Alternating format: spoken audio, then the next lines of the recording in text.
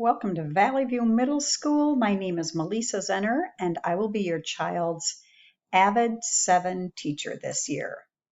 This has got to be our motto, from challenge to opportunity. And I'm looking forward to an opportunity to teach your child and learn with them this year. As you can see by that picture there, I am a mother of two young, beautiful women. One is 23, recently graduated from college, currently living at home with us as she is applying to PA schools. My other daughter just started her junior year. She is down at Tulane University in New Orleans, Louisiana. And there's my husband as well. I've been married to him since 1986, which coincidentally is the first year that I started teaching over at Countryside. So give me a shout out if you also went to school there, or your child did, excuse me. Well, maybe you did too. I also opened Highlands back in 1990 and had a 4-year stint down in Dallas, Texas before returning to Valley View Middle School, which I've been here since 1994, primarily teaching 6th grade, working with staff in a couple of capacities as a personalized learning coach and data coach. And then I've been involved in AVID for several years, perhaps a decade, but I've only been teaching it now for 2 years.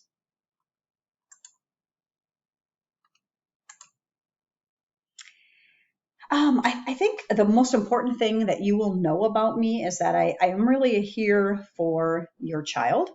I want to engage them in their learning, have them own it, and kind of ignite in what they are interested in learning about. So I'm a facilitator. I want to support their learning activities, but ultimately it is your child that is responsible for their learning. Now, AVID, as you already know, because your child had to apply to be in this program, it's capsulated on this slide. So I'll let you go ahead and read that while I continue to talk. But kind of reflecting about what I really think about AVID is my top priorities this year will be to working with your child on fine-tuning their note-taking. How do they interact with the information presented in class so that they better understand it and know where to go when they don't understand it, which leads us to our tutorials. And that is an opportunity for your child to say, I know I'm learning about plate tectonics and science, but this is the piece that I'm unsure of. This is what I do know. This is what I have a question about. And then we work through a higher level order of questioning so that your child actually can start to figure out, what the answer might be, although we don't give it to them, but it has to do with their questioning techniques. And then the third thing that I know all of us, me included, need to work on, and that is constantly organization. How do we get better at it so it does not take up time from our actual learning? And so those really are my top 3 priorities for your child. And during this AVID year, and while we're doing that, we weave in a lot of awesome things. We'll be doing some stop motion animation with a novel that we'll be reading in class. We look at a book called Top 20 Teens. Like, what does that mean? How can you be the best you need to be in school and outside of school? Ultimately, though, as you read right there, it is all about getting to a post-secondary plan and getting an awareness and a knowledge base around what's out there after high school. How do they achieve that and attain it? And so I will share everything as we go along with your child and with you so that you have a better understanding of what's happening in our class. So our resources that we will use, I already mentioned the 2. The binder is really key. And they started using that in 6th grade. That's just how they organize all their information so students have access to their notes, to the handouts that teachers are giving them. And then in class, in AVID class, we are working with the information from their other classes to make them be a better student. And so that's where the binder is key. Currently, we do use the old, a full binder, a real one, a physical one, but we're also going to be dabbling with the electronic binder as well. So I know when teachers are giving a lot of things now in Google Docs, and I experienced this last spring, and students were like, okay, it's there. how do I get back to it and actually interact with an electronic note? And so we'll be spending a little bit of time with their binder as well. Schoology is our platform. Child should be familiar with that. Most schools have some type of a platform. We have a consistency. This will be the student's course. You can see that I outline it. There's materials in with that. We always have the current assignment. I keep things that we're doing. You might see our focus note taking, which I already mentioned.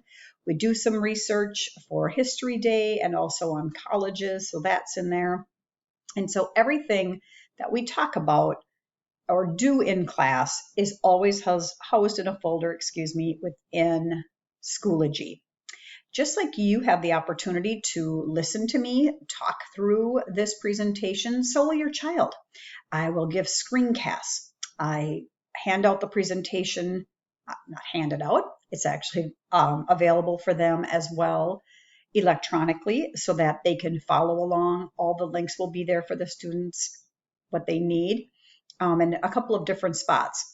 I also keep up a calendar. I just gave you a snapshot from last, I think it was May, so that you can see that on the days, I'll let you know when things are due, what we're doing, what the expectations are, so that if it's needed that you're checking in with your child's work, you know where to go as well.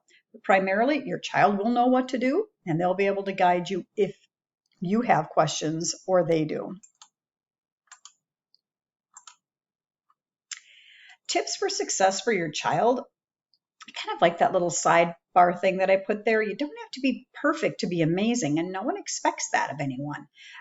Good attendance, and when you're there, that means being actively engaged in your learning, owning it.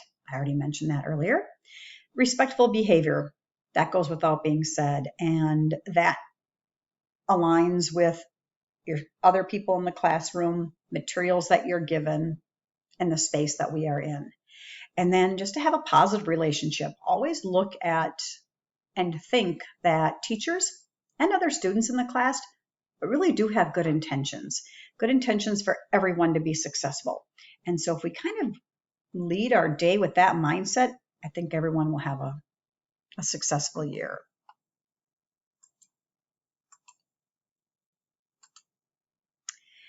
So partnering with you, as I mentioned, I do daily updates on Schoology, so every day that we have class, I do continually update and the grades will be current. I write comments in there if there is something missing or not complete so that you can read what the comment is as well as seeing what the assignment was. I think I give quick responses, especially to emails. Phone call, I'll listen to your phone call, and then when I have an opportunity to be in a quiet space, I'll call you back. I just ask that you always remember to let me know when is a good time to call you. You might be working or you might want an evening phone call, and I can definitely accommodate that. I just need to know. So be aware of that fact as well. And I think I've already mentioned this, but I really do look forward to working with you as the parents and, of course, your child and focusing on their academic success this year and also their social growth. We used to get together I've been doing that since I started teaching, with parents, kind of a get to know you conference. And I would meet with you and you would tell me about your child. And so that I have a better understanding of what school has been like for them the past years and what they are just like as a person at home. We're not going to be doing that this year. And so I have created a form that I would like you to complete. It might feel a little long, but you'll just give me a better picture of your child walking through the door. It's nice to have your perspective as well as theirs, of course, and I will be getting their feedback, but I get to see them. And so that makes the difference there. But if you have any questions about this form or you'd rather just meet and talk with me, we can do that as well.